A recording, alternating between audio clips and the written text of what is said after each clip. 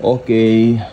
So, very intense po ngayon ang nangyayaring giyera, yes, sa Israel at sa mga kalaban po nitong bansa, no?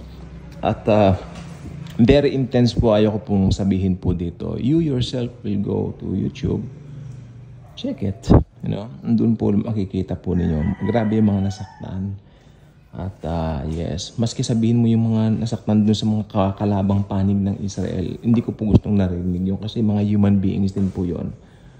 At nakakalungkot. It's, happening really. To think, after 10 months ago, nagkaroon din po yung October 7. I think yun ang malala, yung October 7. Lahat naman po niyan may ugat sa Biblia. Diba? Talagang nasa Bible yan. Nakaprophesy yan sa Bible. So, we cannot do anything sa sinabi ng Biblia na matutupad at magaganap. Okay, nandito lang po tayo to remind all of us na sana wala nang masaktan na ganun. Kung mag-cease pa yan, mas maganda po. Hindi po ba? Let's ask the Lord for that.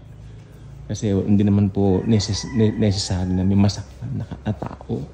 Ang mga tao nila lang sa wangis ng Panginoon at hindi niya ikinatutuwa na magpatayan ng mga tao. Okay? Pero ang nakikita ko po dito sa bansang Israel, talaga nakikita mo dito yung kamay ng Diyos eh. Okay? Umpisa pa lang sa banal na kasulatan, panahon pa lang ni David, di ba? Siya po ay talagang ginabayan ng Holy Spirit para labanan yung higanteng si Goliath. Ito po ang pag-focus natin ngayon. No? Pero ang nangyayari po sa ibang Kristiyano, ang nagiging bida si David. Ibigay naman natin ngayon ang credit doon sa toong nagbigay ng panalo. Si Lord Jesus Christ. Hindi pa siya nagsasakatawang tao noon. Pero ang Panginoon ang nagbigay ng panalo sa kanila. Sa lahat ng mga tauhan sa Biblia na nagsipagwagit, nagsipagtagumpay laban sa kanilang mga kalaban. Meron pa nga po dyan yung sa war sa Jericho, di ba? Ang ginawa lang nila, nagmarcha lang sila eh. Tapos gumuho yung di ba, yung walls. Wala naman silang ginawa eh. Nagmarcha lang sila eh. Yun lang. Talaga makita mo, kamay talaga ng Lord ang gumagawa. So let's give the proper credit to the proper person, the Lord Jesus Himself. Tiyak ang panalo at tagumpay mo kung si Jesus nasa buhay mo. Diba? Tulad ni King David nung bata pa siya. Tawagin natin siyang David during that time, hindi pa po siya hari. Okay? Siya po ay isang nag-aalaga lang ng mga tupa, shepherd kung tawagin.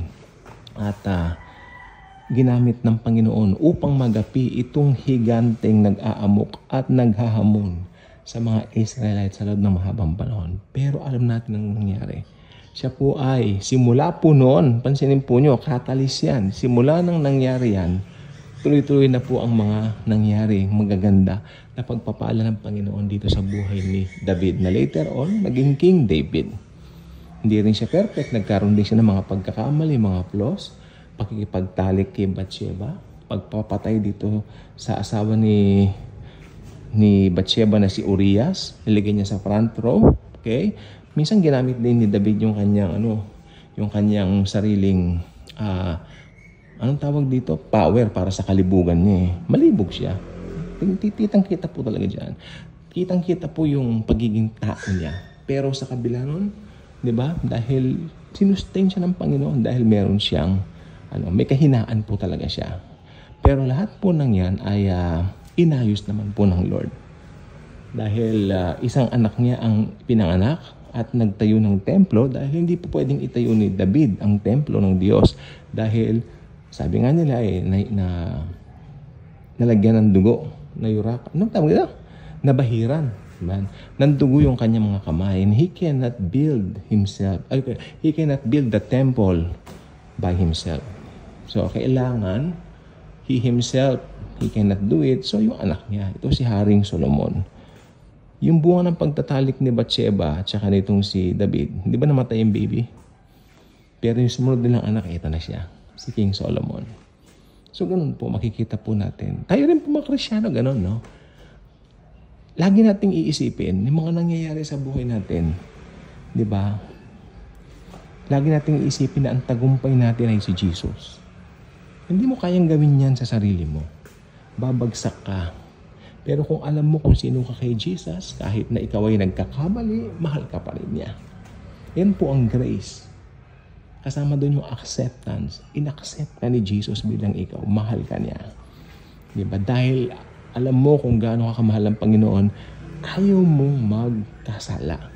Pero ang problema, mahihina tayo. Yes, nagkakasala pa rin tayo. Ang totoong Kristiyano po, wala nang gana sa kasalanan, pero nagkakamali pa rin minsan. Dala ng human nature na sa atin. Pero kung talagang titignan mo ang 2 Corinthians 5:17, talagang may bago ka ng nature. At ang pinakamaganda, you stick to that own nature of yours na bago. Ito po yung pagiging bagong nilalang mo. You are now a new creation in the Lord Jesus Christ. Marami pa rin hamon, marami pa rin gera dumarating, pero hindi mo na mamalayan ang mga yan dahil alam mo, ang Panginoon, igagetro ka. Alam niyo po ba ang pinaka-number 1 na distraction ng demonyo sa mga Kristiyanong may init sa Lord na nagpapahayag ng kanyang salita? Distraction. Hindi ko po alam sa inyo kung anong klaseng distraction.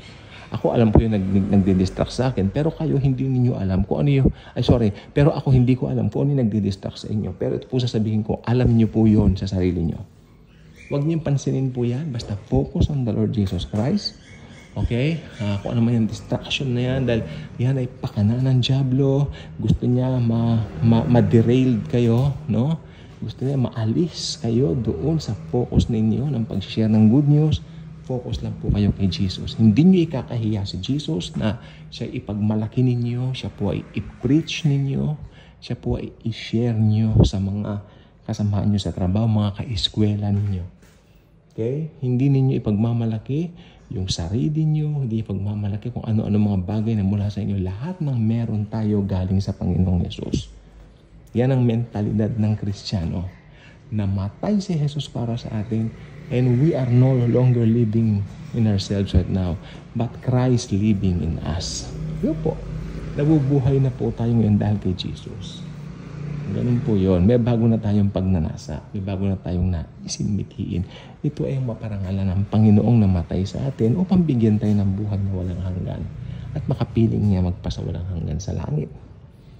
Kaya ang buhay po ng Kristiyano ay masayang talaga. Maski may mga pagsubok daw. Yes, of course. Ang pagsubok na aayusin ni Jesus natin. Maayos na yan. Makaramdaman na yan. Magaling ka na. I-claim mo yung kagalingan mo. By His stripes, we are healed. Mabuhay ka ng panatag. Mabuhay ka ng masaya. Diba na wala kang iniisip. Hindi ka nagugulumihanan. You know the Lord is always with you. No matter what happened. Ang karamihan po ngayon ng Kristiyano, ang napansin ko po, ang kanilang war tungkol sa pera. Marami pong Kristiyano, aminin po natin, hindi marunong humawak ng pera. Diba? Pero kung i-involve mo lagi si Jesus, Lord, may pera po ako. Samahan mo ko, Panginoon. Waldasin natin. Ay, hindi po. Samahan mo ko, Panginoon. I-direct mo sa akin, Lord, kung ano yung mga dapat kong gawin. Bilhin. Ayan. Iba na may direction ng Lord. Pag meron direction ng Lord, lahat ng ginagawa mo, that's the perfect life. Magandang mabuhay dito sa mundo. Habang hinihintay natin yung pagdagit sa atin ng Panginoon, dahil ako naniniwala po talaga anytime na yun na po talaga yung rapture. You know what? The next big thing na mangyayari sa mga Kristiyano, rapture na eh. The rapture of the church. That will be it. Okay? Yun po talaga ang mangyari na pong susunod na mangyari. So, we're waiting now for the rapture of the church. Okay? So, imminent yan. Wala yang senyales. Pero sabi ng Bible, sa oras na hindi ninyo inaasahan, the Son of Man and the Son of God will come. Diba? To fetch us into His eternal kingdom and glory. Kaya alam natin ang hope natin. Hindi tayo katulad ng mundo na dito lang sa mundo ang kanilang hope. Ito pong kanilang pinagkakaabalahan na ito ay very frailty. Alam niyo, ibig sabihin nun, napakamarupok. Dahil lahat na nandito po, di ba mga tao nagbabago. Bata ngayon, maya-maya, damatan na, masyonda na. So, nagbabago. Si Jesus lang po ang di nagbabago. The same, yesterday, today, and forever. Bye-bye.